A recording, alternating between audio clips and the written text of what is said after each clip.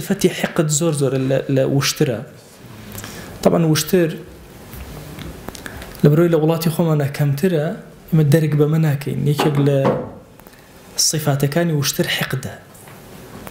كم الله اشتهى بلا وشترا وزور زحمة جوان بيدان تفتكردن أما أنا بلا زور شتيكي قرصة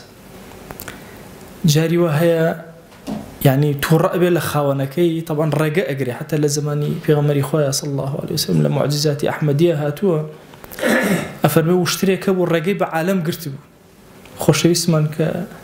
تشريفي شو خدمتي على دسي هنا بس هيك شيء نكر طبعا أول اشترى واز لو كسنا هنا إلا هاتش تسرسري إيكوجه وازي لنا هنا زور زحمة جرى أجري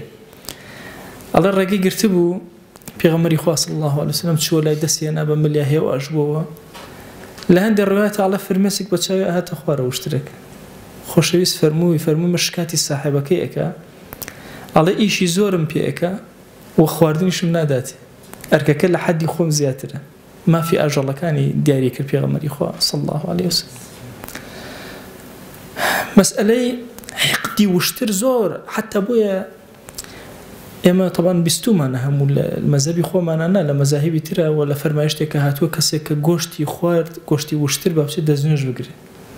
ابن تيمية رحمة الله عليه بالكتابي القواعد النورانية الفقهية أفرمي سري أول شيء بيغمري خوا صلى الله عليه وسلم أفرمي قوشتي واشتري خوا برو دزنوج بقوله أفرمي خوا باتفاق علماء دزنوج ناشكي الجمهور هرش فر مذهبك الرأي أنا دزنوجي بيا ناشكي